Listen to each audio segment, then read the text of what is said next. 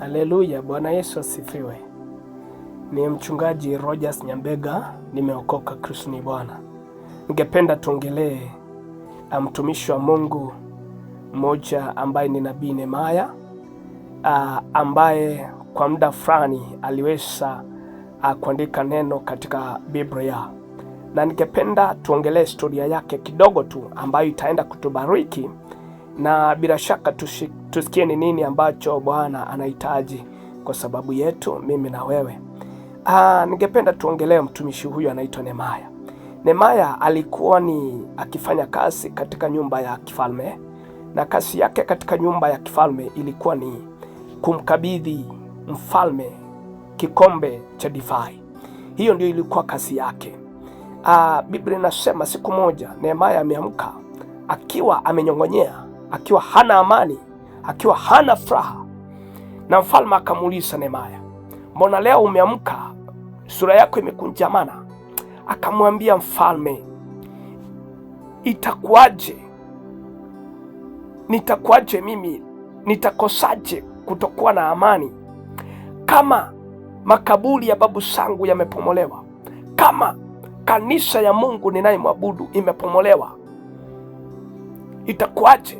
Mfalme akamuuliza, mfalme akahuzunika, akamuuliza ni nini unachokihitaji? Akamwambia mfalme, ningepata kibali machoni pako, nikapate nafasi ya kwenda kuisimamisha nyumba ya Bwana ambayo imeangushwa, kuta zake zimeangushwa na ujenzi umekomeshwa, na pia makaburi ya babu zangu na baba zangu yamepomolewa.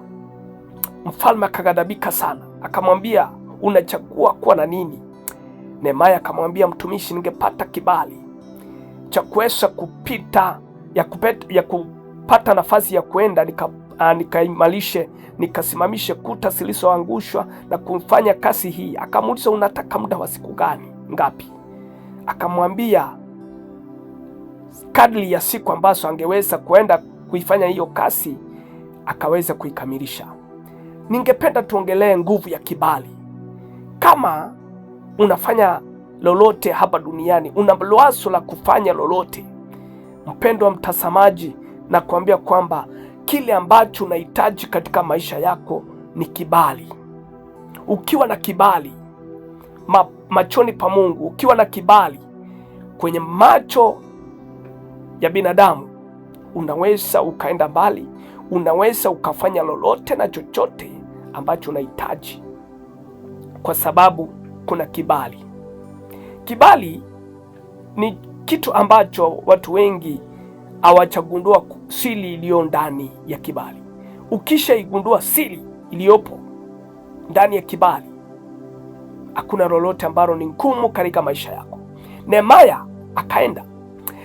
Alipoenda amepewa kibali cha kufanya lolote, amepewa kibali cha kukata miti, amepewa kibali, amepewa baadhi ya watu wa kufanya naye kazi.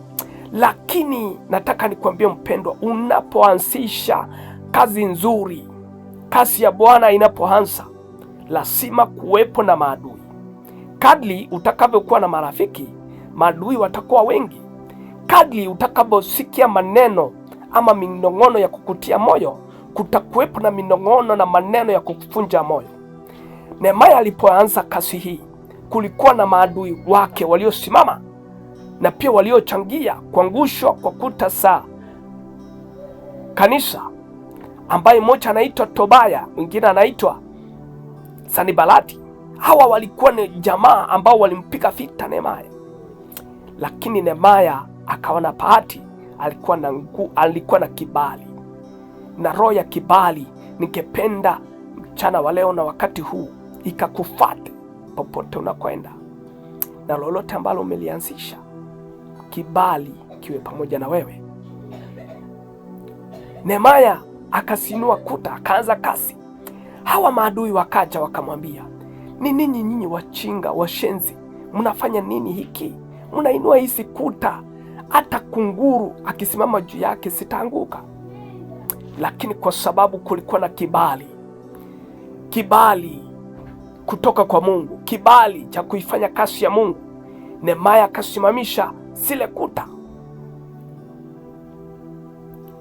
Pia nikiunganisha mtumishi mfalme Daudi, siku moja akawa ameketi hapo, alikuwa amemaliza ujenzi wa kuitengeza nyumba yake nzuri, nyumba ya kifalme, nyumba iliyopendeza. Akiwa anaiangalia nyumba yake, wazo likaja katika mawazo yake, jinsi ambavyo Mungu ambaye amemketisha katika kiti cha ufalme, Mungu anavyotembea kwenye hema kwa muda mrefu na sehemu nyingi. Daudi akawa anatembeza hema ya maabudu, hema. Akasema, nimejichangia nyumba ya kifalme, nyumba ya dhahabu, nyumba ya gharama, lakini Mungu ninayemwabudu, Mungu anayeniwezesha kufanya haya yote, anatembea kwenye hema. Akasema Daudi ndani yake, nitamchangia Mungu nyumba. Biblia inaniambia kwamba Mungu alifurahia na wazo la Daudi. Mungu akapendezwa na wazo la Daudi. Kumbe Mungu, hata kama uchafanya lolote nzuri, kwa kuwa na mawazo mazuri, Mungu anafurahia. Kwa kuwa na mawazo ya kufanya mabadiliko, kufanya mambo mazuri. Unapofikiria kufanya jambo nzuri kwenye nyumba ya Bwana, unapofikiria kuwafanyia wenzako mazuri, Mungu anafurahia, hata kama bado uchafanya, lakini tu kwa kufikiria Mungu anafurahia. Na Mungu akamwambia Daudi, kwa sababu umemwaga damu nyingi, wewe huwezi ukanichengea nyumba yangu, lakini mtoto wako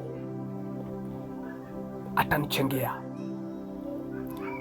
Biblia inaniambia ninapoendelea kusoma kwamba Daudi akakubaliana na hilo, na alipoona amekaribia kufa, akakusanya pamoja materials, chuma, mawe, simiti, mchanga na kila chochote kilichohitajika katika ujenzi, vyote vya gharama akaweka pembeni. Na ndivyo hivyo Sulemani akacha kuvitumia katika kumchangia Mungu nyumba. Bwana Yesu asifiwe. Nataka nikwambie, kile ambacho umekuwa ukigharamika, kile ambacho umekuwa uking'ang'ana kuweza kukichenga katika maisha yako, kukifanya katika nyumba ya Bwana, na hilo wazo ambalo umekuwa nalo la kuweza kufanya mambo makubwa, mambo mazuri ya kumpendeza Mungu, na yafanikiwa, kwa sababu mchana wa leo ninakuachia na ninakuombea nguvu ya kibali ikuandame. Unapoendelea kufanya, unapoendelea kufikiria mambo mazuri ya kuyafanya, ninakuombea nguvu ya kibali iende pamoja nawe, kwa jina la Yesu Kristo. Ubarikiwe sana.